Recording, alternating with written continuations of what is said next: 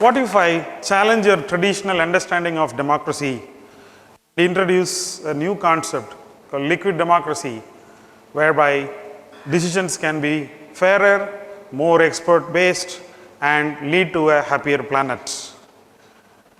I want to focus on solutions, but the solution will be explained through three different challenges that we face today: corruption, polarization, and conflict. There are other problems of democracy, but we are not here to talk about the problems of democracy, but the challenges that it poses to the society and especially solutions that can be brought forward. Corruption, we all know in various countries, in various places, we have seen people not being able to compete in elections due to fund problems. And excessive spending is also a problem that has been identified in multiple geographies, including the US, UK, and other places. So, money as a central power to staying in power is a corrupting thought. Not only does it affect the actual election process, but the society as well. We all think money is power, which is a problem that emanates from how leaders behave. Then comes polarization, which is a recent problem. It has been accentuated by social media. It's a problem of us versus them thinking, where people don't have the capability to even talk to the other person, people from the other side of the political spectrum.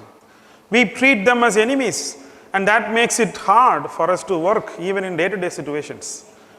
This is a problem because otherwise they are potential collaborators. We share a humanity between us, but these problems actually make us unable to work with each other. Then comes conflicts. Today, leaders create conflicts to stay in power and to expand their power. Think about it.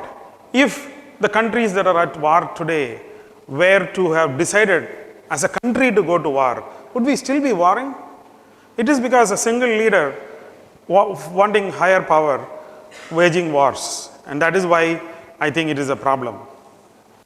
Now let's understand how we got here. Somehow, all of us think democracy means voting for the right people and expecting them to do what we want us to do. Like, that's about it, right? But this singular view of democracy, where we think that elections are democracy, the problem is politicians also think that way. So if elections are the only thing about democracy, then winning is the only thing for the politician. They have to win. And then manipulating elections becomes normal. It's expected behavior. Even if you take up politics today, there's no way you can change this. So it's not about the people, it's about the system that we have gotten into. So what happens when elections are manipulated? People lose interest. They don't come out to vote at all. They say, anyway, my vote doesn't matter. The person who campaigns highest will win anyway. So why should I even vote? Or they believe whatever comes in social media and they fight with each other. So we as a society are not progressing because we are polarized and we lose interest.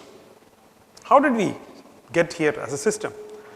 In the early days of democracy, politics was a civic duty. People used to be a politician to serve the nation. But today, gradually, we have made career politicians, entrenched in it. Their entire economic interest lies in becoming a successful politician. So how does it matter? These people then, the funders of the elections, they command lobby policies into their favor. And that is another social problem. Now, forget all of that. Can we even say that elections are actually representative of our opinion? Somebody did a research on this. A person called Arrow, who is a Nobel laureate, he actually made a theorem, which is very popular in YouTube, you can Google for it, says that if there are more than two candidates in the fray, then no system that is being used today actually represents people's opinions. It ends up making a compromise somewhere. So elections are actually ineffective. Then what is the solution? What else can we do? Direct democracy? Like every one of us sit and vote on everything that the country decides? Is it a possibility? It is too impractical. Sortition, which is randomly selected people being in parliament. People have tried this. So the problem with that is again lack of expertise. People don't know what they are deciding on. And so we don't get the best of decisions. Now let's think about liquid democracy, the solution. First of all, we should stop voting on people.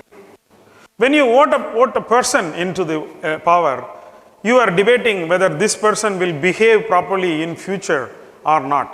It's a judgmental call. But when you vote about issues, whether we should have a bridge or we should build an airport, things like that, then we are thinking of progress. The whole dialogue changes from judging a person to issues. The other thing about issues is that you and I could disagree upon one issue but can agree on another. That will mean we will all be collaborative and we will work with each other. But today, the moment I disagree with you politically, you don't seem to be able to work with me suddenly. That will change. Issues like this will be debated with spirit of progress. Now let me explain this with an example. Liquid democracy says that if you have a say, if you believe you are an expert, if you have a passion for something, vote yourself. Yes, as many times as necessary, maybe even 10 times in a month. But if you are passionate about that issue, please vote on it directly. What do I do if I am not interested or I don't have the knowledge? What do you do in your home? When you have a problem, if you can solve it, you solve it yourself.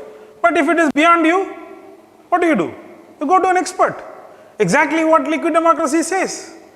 You just go and delegate your vote to an expert who has the knowledge to do it. So what happens there? Your vote is not wasted. Your vote is actually represented through a person who knows a lot more about that field and more likely to make a better decision about you. And that is liquid democracy. As an example, let's say we are building a bridge and we want to find out how long and wide it should be. If there is a vote on it, today legislatures vote on it. But tomorrow, citizens can vote on it directly. Again, if you don't know anything about bridges or town planning, it delegated to a town planning expert.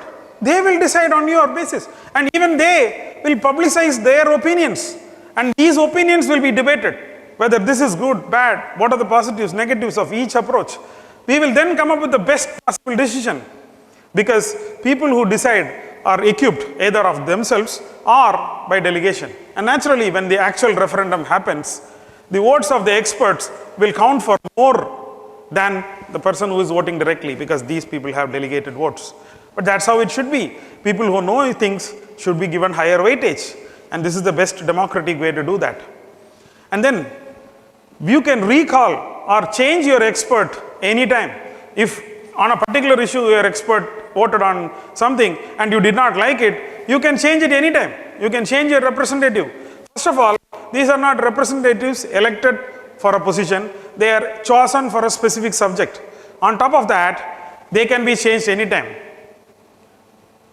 I'm telling you something very radical. This only happens in Switzerland today, in some cantons, where people can actually recall their representatives. So that one change in current system will make all the difference. Will people still spend so much in elections if they can be recalled anytime? Will they not focus more on representing people and not just winning? Will they polarize people with a goal that getting their vote is everything? They wouldn't. They would really start becoming politicians of the earlier days. Of course, you can't keep recalling people. We need stability as well. But the fact that it exists will make sure people will act responsibly. They won't have fixed terms.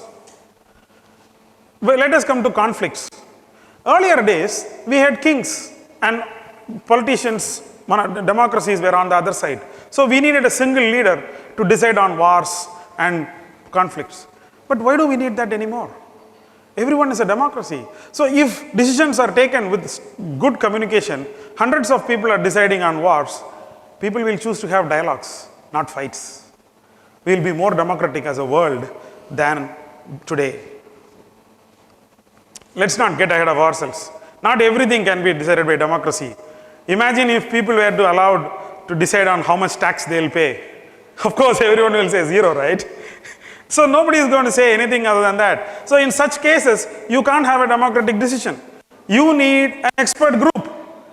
But that expert group can be chosen through democratic means. It still is possible to voice your opinion based on your situation about whether you support policies that are good for capitalism or communism. Now, what does it do? What does direct representation do? Yale University in the US, they have researched and it's called Democratic Innovations Program. They basically found that when people vote for issues and not politicians, they become better citizens. Their civic sense goes up because it is something you created, so you will not destroy it. But when citizens don't do this, when they are actually electing in the current process, they are less engaged. And so that's a study. But this is a theoretical study. Practically, Ireland has enacted same-sex marriage and abortion laws based on what citizens directly opined. Barcelona has a system called Decidem, which is a budgetary allocation platform where people can decide what budget goes to what expense. Singapore has our conversation as well. There have been many such instances. Iceland even tried to democratize the constitution. They made a crowdsourced constitution. But Mongolia is the boldest. They actually made 800 people in 2023 come to parliament, discuss on issues and decide. These were not elected representatives. Of course, this is sortition, random people. But their opinions were not directly enacted, but they went through parliament, but their decisions were binding on parliament. Even in the olden days, despite being under kings, the Kudavolai system of the between 9th and 13th century in Chola dynasty in Tamil Nadu actually had elements of liquid democracy where people were chosen based on expertise, social status, as in character, and they had to represent the village. So their opinions were actually the villagers' opinions expressed through them. Okay, unconstitutional laws will then become enacted. That's a concern. Yeah. So what do? We look at Australia. Australia's constitution cannot be changed without a national referendum with something called a double majority. You have a national majority and then a state level majority. That is a wonderful thing. So nobody can actually change constitution. That will ensure that unconstitutional things don't become law or that liquid democracy becomes a tyranny of majority. Okay, let's come to the technology part. Anything technology has problems with it. So people don't trust it. This is where blockchain comes in. What does blockchain do? I can't explain the entire blockchain in 2 minutes, but think about it this way. Every time you vote using blockchain, it is recorded not in 1, 2 or 10 ledgers, but in thousands of ledgers at the same time. And each political party, NGO or anybody who is interested can have a copy of this election data, but it is encrypted. They can't count it.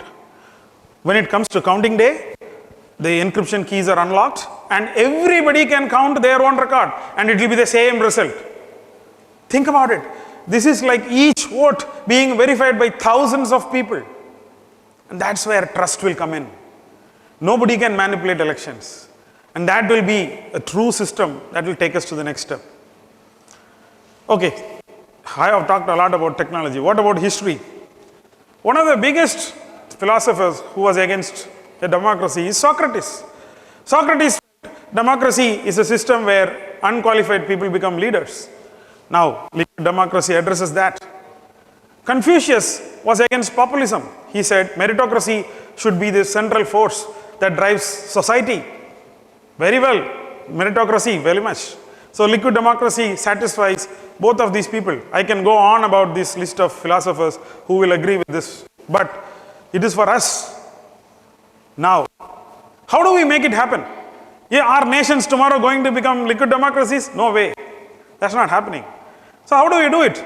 We start small. We experiment with the idea.